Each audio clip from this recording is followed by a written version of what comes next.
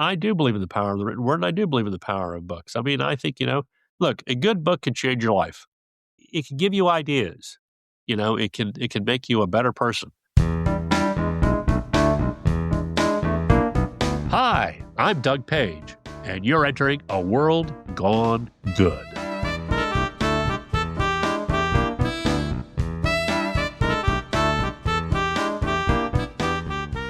Well, hello, my name's Steve, and this is the place where we shine the light on everyday people making good happen each and every day. Welcome to World Gone Good. Have you gotten your copies of my 3 books in my dog-walking detective series? Drown Town, Murder Unmasked, and Seasoned Slayings await your reading pleasure. Visit Barnes & Noble or Amazon websites to grab them. The digital versions are just $3.99. It's under $4. You got that. You got that. This year's self-published author thanks you for your support. And that is a perfect transition into today's topic, or perhaps topics plural. Hey, did you know the average person reads about 12 books a year, which comes out to about 1 a month? Is that you? Are you average? Are you above average? Are you below average? And over 50% of American adults, we're talking around 135-ish million-ish, have listened to an audiobook. Our guest today is certainly above average, and not just in the book department. Doug Page is a longtime media guy. That's his self-description, and a voracious reader. So much so he started his own site, Books by Page, to share his love for the written word.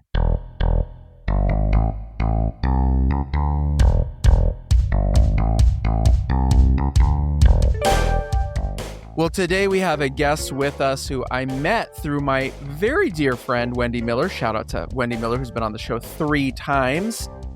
And your name is Doug Page, and I want to start with this. Your name could not be more perfect, last name, based on what you have done with your life and where you go and what you're doing now. Do you agree? Steve, I would wholeheartedly agree to that charge. That is very true. It probably couldn't be any better. I suspect if my parents had been thinking about technology back around 1961, they might have named me Doug Website, but they didn't do it. Doug AI. It would have been perfect. Doug AI or Doug AI, Doug Website, Doug Tech.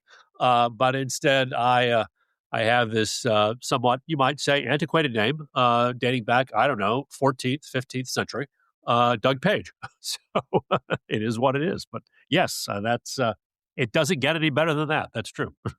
And it's worked well for you because of your background. But I want to start here with this very kind of generic question, and we'll move in from it. Have you always been curious? Yes, I have. I was a lousy student. Really?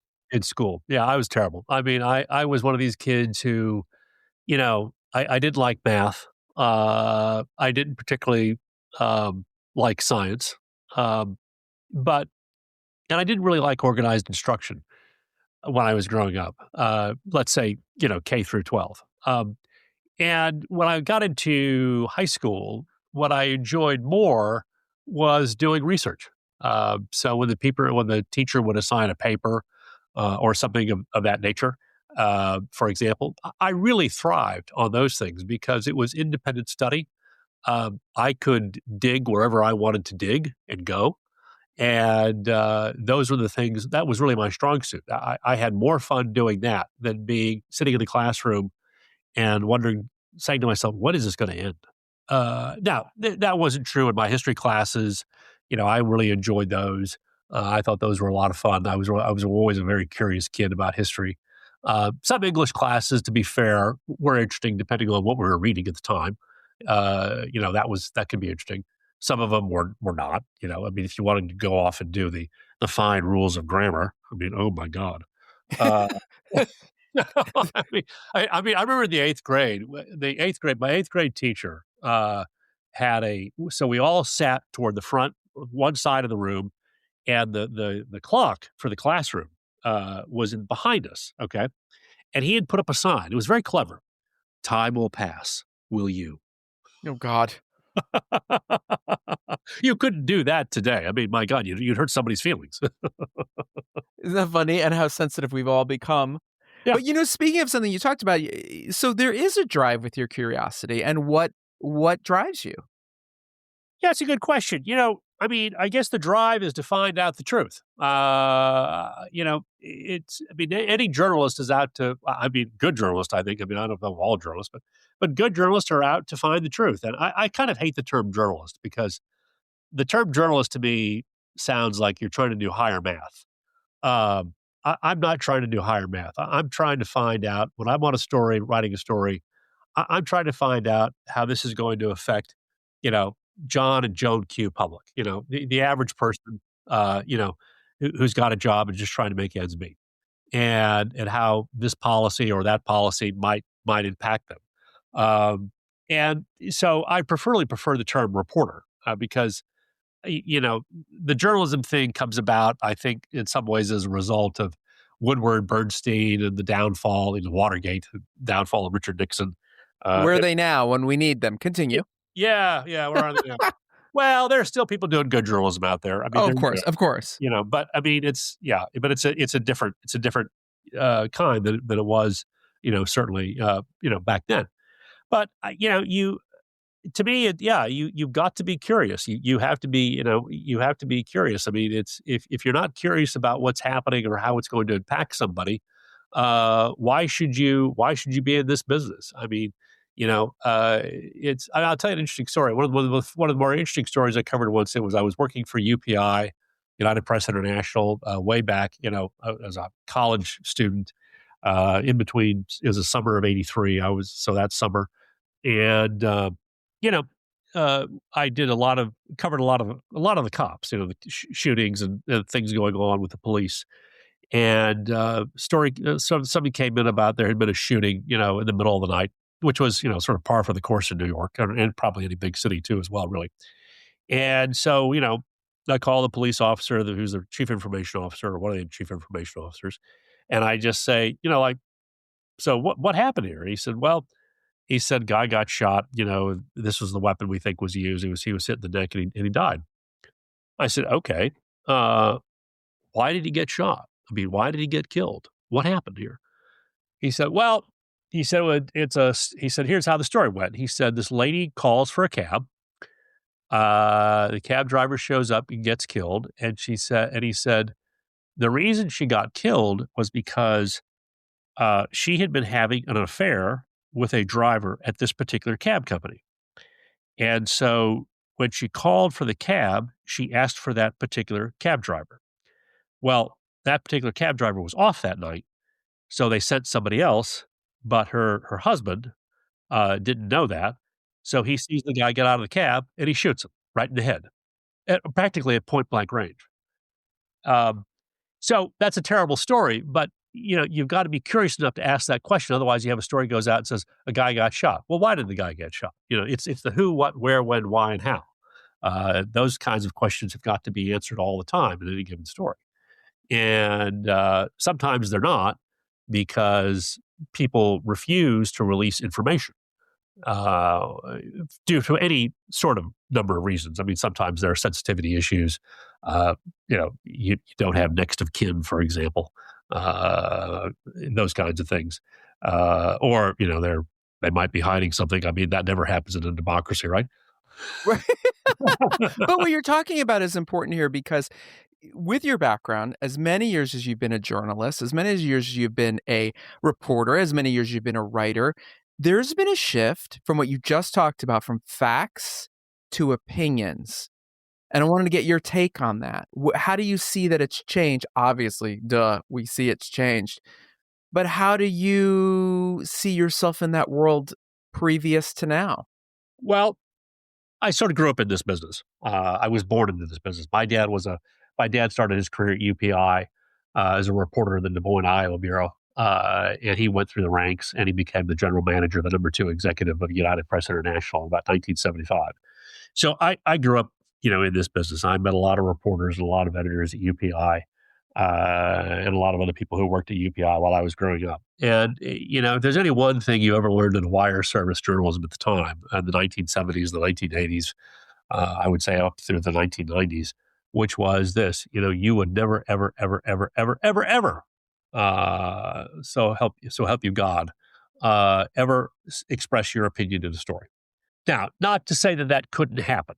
It could. It depended on who you quoted, but because the who you quoted could certainly give away, what the opinion might be. On the other hand, who you quoted might be because the other person you're trying to get into the story refuses to answer any questions or won't pick up the phone. But no, you don't express your opinion. And I tell you, this I really saw this all come about, in 2016 with the Trump administration or the Trump presidential candidacy. And look, it's hard not to have a feeling or an opinion personally about an event that's going on, whether it's politics or something else along the way. But your job as a reporter is to get all sides and not express your opinion because the reader doesn't really give a damn about your opinion as the reporter. Okay. And yeah, I mean, I get it. I mean, Trump is a visceral figure. I mean, he taps into a bone with people that we have not seen with a presidential candidate and a president in a very, very long time in the course of American history. I mean, Richard Nixon certainly comes to mind. Who would have been before that? Well, if you look at Abraham Lincoln when he was elected in 1860, and there were a lot of people who hated Abraham Lincoln in 1860, too, as well. And there were a lot of people who hated President Obama. Yeah, and President Obama. Yeah, I mean, Yeah, sure. and again, it's what you're talking about, though, is like, do you want the facts? Do you want the Edward R. Murrow? Do you want the it's 5 p.m.? Or the way it's shifted, whether you like it or not, it's 24/7 thanks to Ted Turner and Oh yeah, CNN, really, yeah, is where the shift really did start to happen as, oh, there's news. They thought they were crazy, right? right. Just like they thought they were crazy. Who's going to sit through, who wants to hear this stuff 24 hours a day? Just like who wants to hear the weather 24 hours a day and look at the Weather Channel? Yeah. Yeah, exactly, and yet these things seem to have found an audience, along the way, and people will go off and view it, too, as well. But the result of all this opinion, that has been going on, it got really seeped into journalism, let's say starting 2016 is sort of the era, the year that I put it on, is that, when I have been trying to cover stories at times, I mean, people have refused to talk to me or, what they have done is they have said to me, like, for example, when I was working for American Business Media up in Hartford, Connecticut, and we covered the mortgage industry and the banking industry. And I was writing a story about, the state of community banking in the United States. And community banking is, it's one bank that basically has been consuming another bank. So if there were 10,000 banks years ago, there are far fewer community banks than there were previously. When community banks, we're talking small regional banks, right? So, um, there's a community bank association out there. So I was trying to get the community bank association just to get their view on what they think of community banking. And, one of their public relations people basically said, we're not going to talk to you unless you send us, 3 or 4 or 5 of your stories. We want to see a portfolio of your work to find out who you are. Interesting. And so the result It's was, interesting that they shifted it to you, yeah, as opposed to just telling their story. yeah, Continue. Yeah. yeah, yeah. And all I wanted, I mean, and I was happy to share them, but I wanted to talk to them on the phone first. Right. Wouldn't even pick up the phone to talk to me. Wow. You know, I said, we can have a conversation about the conversation. And I said, I'm happy to send you stuff, but I would like to just talk to you first just to get a better sense of what you guys are thinking. And they wouldn't share any thinking with me at all about their side. I mean, if they had sent an email saying, well, gee, Doug, the last interview we did, we got screwed. Right. Okay. Understood that one. I mean, I get it. And I would have said, that's fine. I understand your fears and I'm happy to do that. I mean, it's kind of weird to me when I get an email from somebody who's saying, I read your story. Wow, you were so objective. Like what you're supposed to Right. do. Right. No, but you know what? It happens to me here on this show because I have gotten quite a few people who I've wanted to have on who have reached out to me. It usually happens when they reach out to me, Sure. and that's great. Yep. And they say, "Hey, I'd love to come on the show." And then they want to have a pre-conversation before they come on the show. Right. But I don't like to do that. I like to do what you and I are doing right now because it's like the best moments, as you know, are the ones that's like, oh God, I should have started recording. Yeah. Like, no, no. And there's certain times that I've spoken about this so many times. There's a preamble before the show. Everybody, I've talked about Good. this. Anyone listening knows I say this. I get everyone set up. I give you a couple rules about, how we're not rules, but this is how we do it, conversation, blah, blah, blah. And then they'll start telling me something and I'll go, no, no, no, no, no, no, no. We're going to get there. Let me hit the recording button. But it's interesting how the shift happens. And then it is questionable to me because then I have to ask, has the news, has reporting, has journalism lost its way? I think to a certain degree it has. I think some of that has come under moderation. But you do certainly have many more sites and much more journalism these days. That is with opinion. I mean, it's been around for a long, long time. To be fair, you've had things like National Review, The Nation, those kinds of magazines, where they definitely have a point of view that they want to promote, that they want to push, and that's fine. I mean, no problem. I mean, I get it. I mean, that's fine. But it shouldn't be in the daily newspaper. It shouldn't be on a general news program. CNN has been charged with being, very, political in its coverage. Fox News certainly has to as well. In addition to that, and I don't think that's going to go away anytime soon. I mean, I mean, I'm not saying that CNN and Fox News are deliberately going out there to sort of I don't know, for lack of a better term, misappropriate the truth, but you have to be careful about what you're doing out there. You need to be able to say that when you're covering a politician, you're covering them to find out what their views are and what their actions are. And you're not there to like them because they are certainly not there to like you. I mean, as Vladimir Lenin once said, during the height of the communist revolution or the Bolshevik revolution in Russia, the media basically are our useful idiots. And you don't want to be anyone's useful idiot. That's not what you want to be.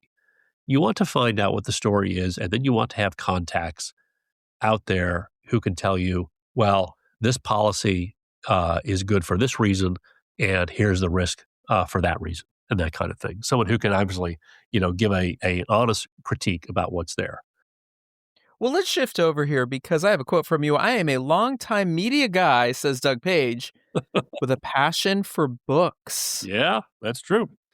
Books by Page is your website. Yep. Let's start with the most important question, which I will judge you on. And everyone listening is going to judge you on. What is your favorite book? Oh, that's a great question. Not an easy one. Not an Go easy ahead. one. I tell you something. I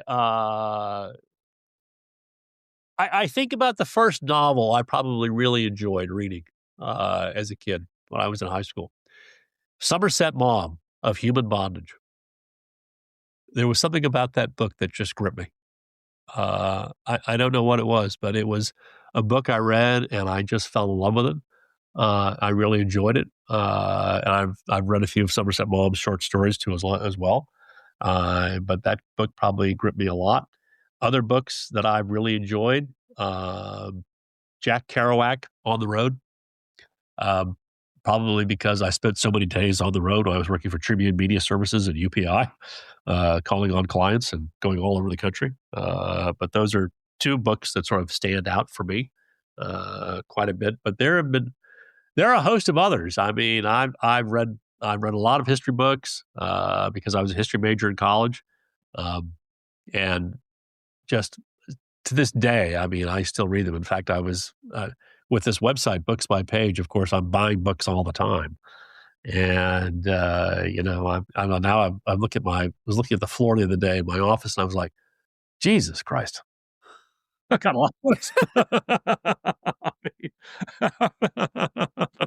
I read a quote somewhere, a meme or something talking about like when someone criticizes me for buying more books, I tell them to go look in their kitchen at all the food they bought and ask, well, have you eaten all the food in your kitchen so far? Then why are you buying more books? You know what I mean? Like it's the same kind of idea. It's kind of interesting to me. I want to ask you, bef- I want to hear more. Obviously, want to hear more about your website and there's interviews going on, and there's books you're reviewing. But I want to ask you this one really quickly: audiobooks, yay or nay? Yeah, I'll tell you something. I've listened to one once. It was interesting. I wouldn't say no to it. I mean, I think it's fine. I mean, it works for some people, right? I mean, look, what if you're blind and you're not into Braille? Right, exactly. I mean, Sure. audiobooks might work for you. You take long drives down the country roads. You want to listen to music. The book thing might work. In fact, years ago, interestingly enough, when my kids were very, very young, let's say, second grade, third grade, roughly, there was on the Sirius XM channel a book channel actually, and they actually read books. And one morning we happened to be driving Wait, somewhere. aloud, or did they just quietly sit there in front of the No, microphone like that? no, no, Yeah. no. There was a person actually on the channel who would actually read a book aloud. Uh, Right, I know, yeah, go yeah, it ahead. was fascinating. I just imagine them, just the way you said it, I just imagine they were just sitting there, and there was a microphone, and they're just you just hear a page, like, turn. Right. Yeah, or they shake the book and they throw it up in the air. Sure, so you know that Yeah, we're still yeah, there. this is just bullshit. Yeah, right. No, yeah, and they had a channel there, and so we listened to it that morning. I don't know, we were driving somewhere. I kinda forget where we were going, but we were driving somewhere, and we had some time, and so we flipped on this channel. We sort of found it by sheer happenstance, and it was a really, really fascinating, thing to listen to, and this person, told the story, mimicked voices to get into character. It was great stuff, but the channel, didn't seem to last, which was unfortunate. It was too bad, but, so yeah, I mean, I think it's fine. And certainly it worked I gotta tell you something, you know, for 2 very active boys at the time, again, 3rd grade, 2nd grade, roughly, hearing that channel really stimulated them. I mean, they sat there patiently, quietly, silently, not moving, and they were engaged, with something like this. Yeah, I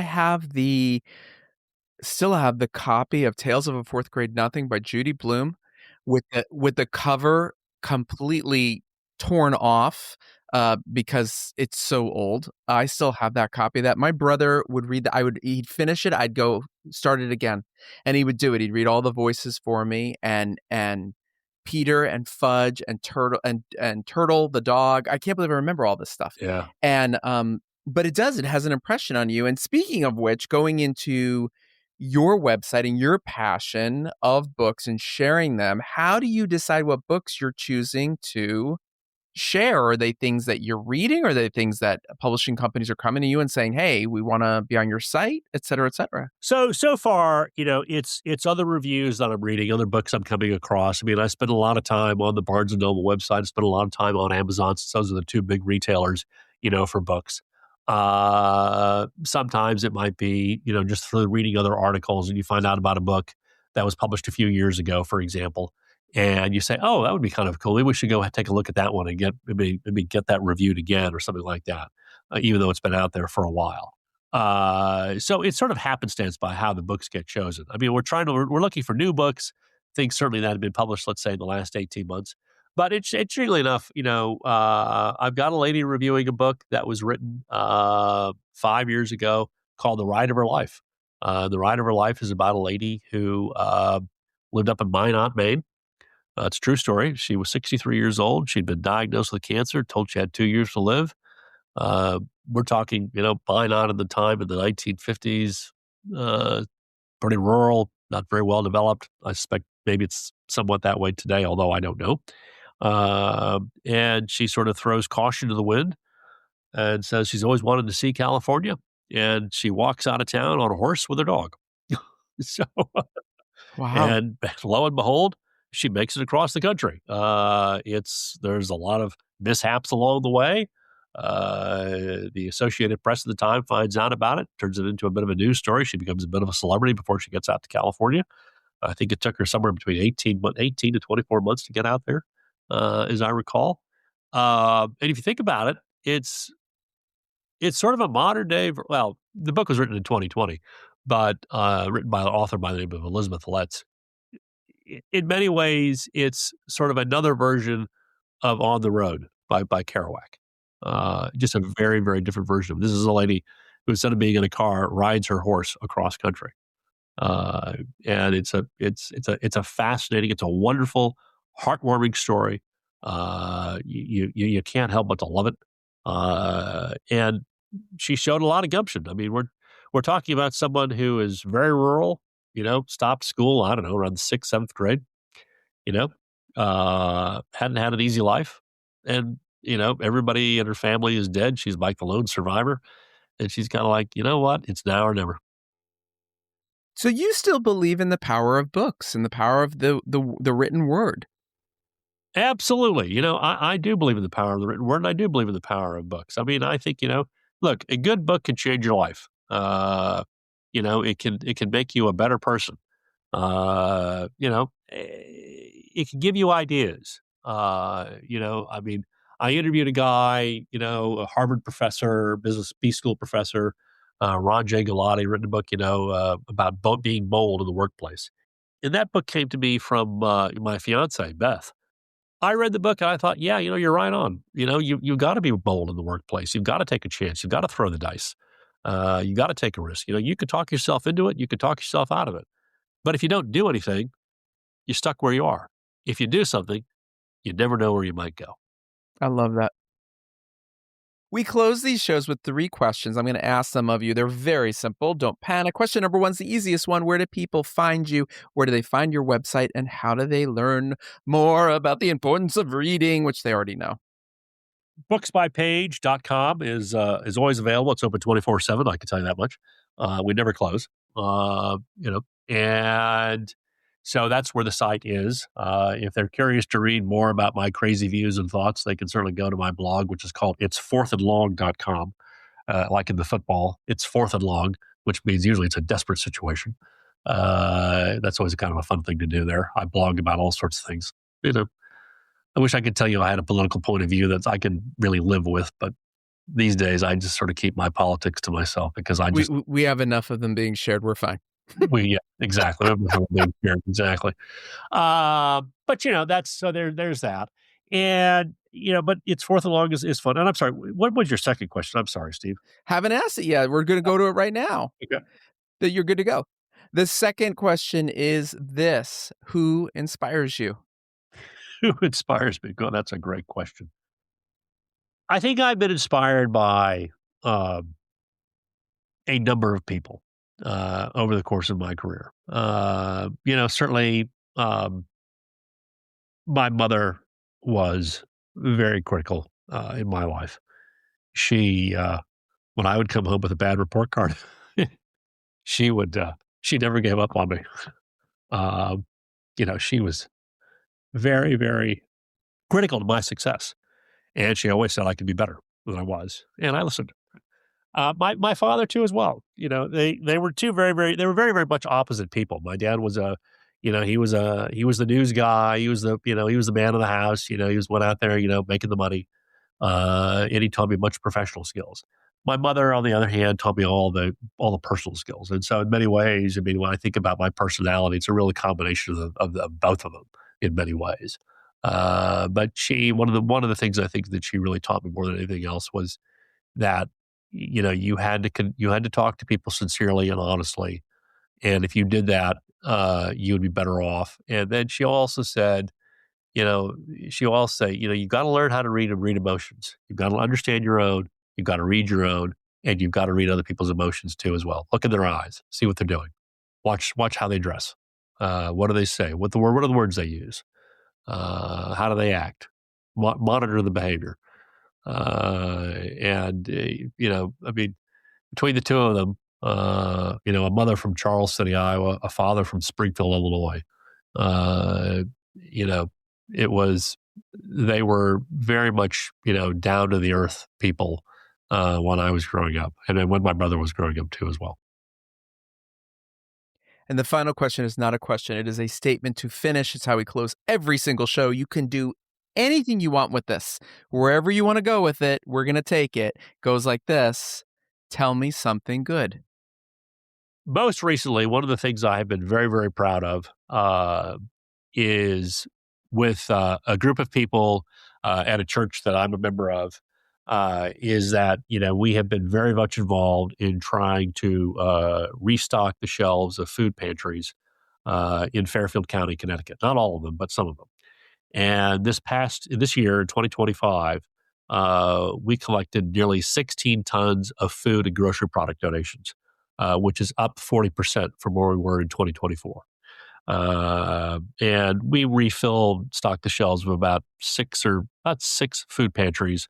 They're in places like Fairfield, Connecticut, Monroe, Connecticut. There are two in Bridgeport. Trumbull's another one. Stratford's another one too as well. And, we work to refill. We stand out in front of Stop and Shop grocery stores. And, we're there a number of Saturdays, roughly from April to, late October, early November. And we are, we ask people to make a donation. At all these events, when I am there, I take a little time off and walk into the store and grab a cart and say, well, if you're gonna talk the talk, you got to walk the walk. And I take the list of things that the food pantry needs, and I go off and make purchases too as well, and provide it to our efforts. But it's been a fascinating thing to go do. It's been fascinating to talk to the people who run these food pantries.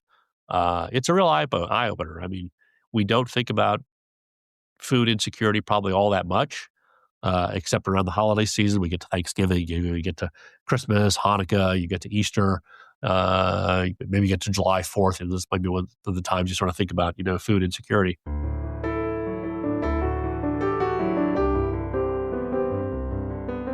But it's real. In Connecticut, it's kind of fascinating. Connecticut is one of the probably most prosperous states in the country. It runs about a 14% food insecurity rate. So I wouldn't tell you we've solved it, but I think we've helped in trying to reduce it and certainly making it aware.